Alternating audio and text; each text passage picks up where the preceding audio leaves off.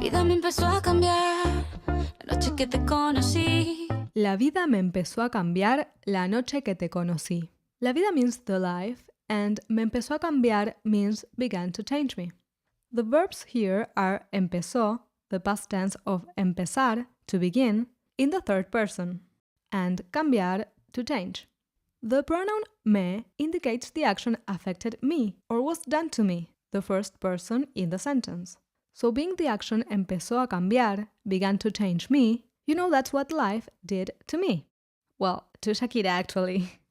Coming next, we have la noche que, the night that, and te conocí, I met you. Conocí is the past form of conocer, to meet, in the first person form. And the pronoun te, unlike the pronoun me, means the action affected or has to do, in this case, with the second person in the sentence, which is you. So, te conocí means I met you. Altogether, la vida me empezó a cambiar la noche que te conocí means life began to change me the night I met you. Tenía poco que perder y la cosa siguió así. Tenía poco que perder y la cosa siguió así. Tenía is the past person form of the verb tener, to have, in the first person, so it means I had. Poco means a bit or little, and que, between two verbs, means to. The second verb is perder, to lose. So tenía poco que perder means I had little to lose. Y la cosa means and the thing. Then siguió is literally the past tense of the verb seguir, to follow, in the third person. But we can translate the expression siguió así into went on like this, as when you're about to tell how something happened, which is what Shakira is doing next.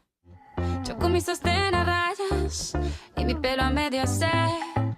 Yo con mi sostén a rayas y mi pelo a medio hacer. Yo con mi sostén means me with my bra, and what comes next is what describes the bra. A rayas, striped, is the adjective for the bra she was wearing. In English, adjectives are used before nouns, but in Spanish they go after them. Y mi pelo means and my hair, and the expression that follows, a medio hacer, means half done. So by y mi pelo a medio hacer, Shakira is basically saying she didn't finish her hair that night. Pensaste todavía es un niño, pero ¿qué le voy a hacer? Pensé, este todavía es un niño, pero ¿qué le voy a hacer? Pensé, from the verb pensar, means I thought. Este means literally this. And while in Spanish you would usually use it to refer to things, you can also use it to refer to people when speaking colloquially. Este is how you would refer to a boy, and esta, its feminine version, is how you would refer to a girl. Todavía is an adverb that means still, and es, from the verb ser, to be, it's what's still happening.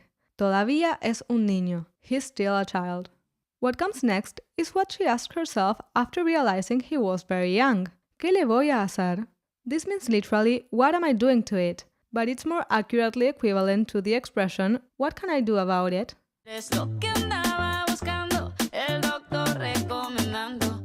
Es lo que andaba buscando, el doctor recomendando. Es is the third person form of the verb to be, so it means it is. Then the next verb we have is andaba, the imperfect yo conjugation of the verb andar. Andar means literally to walk, but when paired with a gerund verb like buscando, from the verb buscar, to look, it's more like to be around or to go around doing something. So a more accurate translation of this expression, andaba buscando, would be I was looking around, or simply I was looking for. Then we have el doctor, the doctor, and the last verb in this sentence, recomendando. This is another gerund verb, and we know that because it also ends in ando. Although she didn't repeat es lo que andaba before recomendando, it's implied that she meant the doctor was around doing something as well. In this case, recomendando, recommending. This is a metaphor, of course, as doctors don't usually go around recommending boyfriends. Creí que estaba soñando. Oh, oh. Creí que estaba soñando. Creí is the past yo form of the verb creer, to believe. Que means that, and estaba is the imperfect yo conjugation of the verb estar, to be. So creí que estaba means I believed I was. Another of the many gerund verbs in this section of the song is soñando, dreaming. So altogether, creí que estaba soñando basically means she believed she was dreaming. ¿De qué me andaba quejando? No sé qué estaba pensando. ¿De qué me andaba quejando? No sé qué estaba pensando. Now, she asked herself, ¿de qué me andaba quejando? ¿De qué means literally of what? And we already mentioned that the pronoun me indicates the following action affected me. Next we have andaba again, paired with quejando, the gerund form of quejar, to complain. So the question altogether would literally translate into of what I was around complaining. But knowing the context, we can tell this means what was I complaining about? Finally, no sé qué means I don't know what, being sé the first person form of the verb saber, to know. And what Shakira didn't know is qué estaba pensando.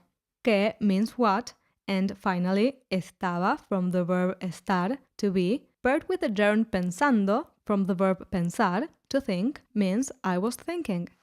If you want to learn even more Spanish with Shakira, there are several Shakira music videos on FluentU, each one with interactive subtitles and custom vocabulary lists. You can easily click on each word to find its definition and rewind to master anything you're struggling with. Click the link below and sign up for a free trial today. Voy pa'l cielo y voy pateando.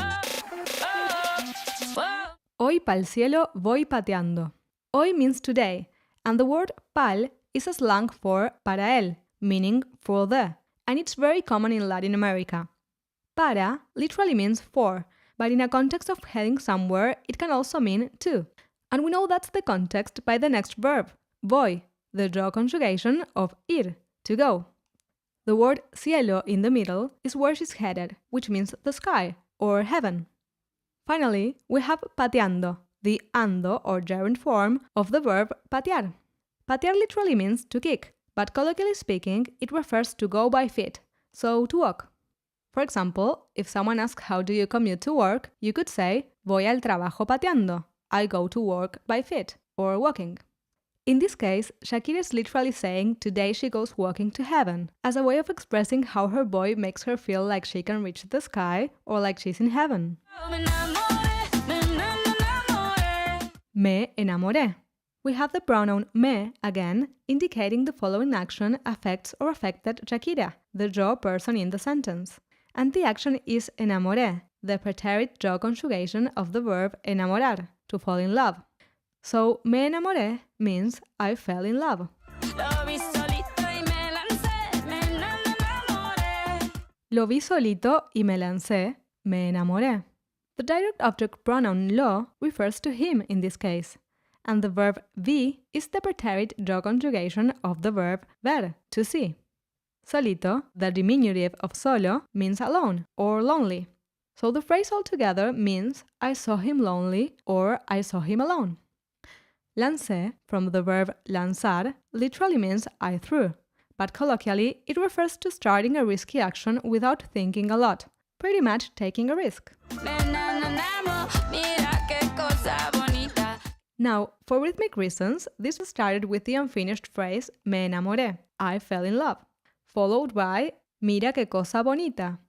Mira comes from the verb mirar, to look, and it's used to request someone to look at something.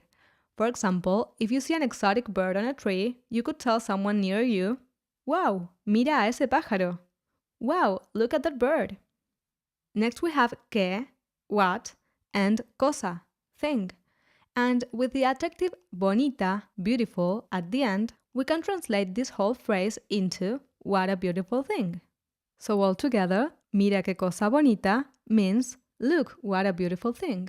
Qué boca más redondita, me gusta esa barbita. Qué boca más redondita, me gusta esa barbita. Here we have qué again, meaning what, and boca, meaning mouth.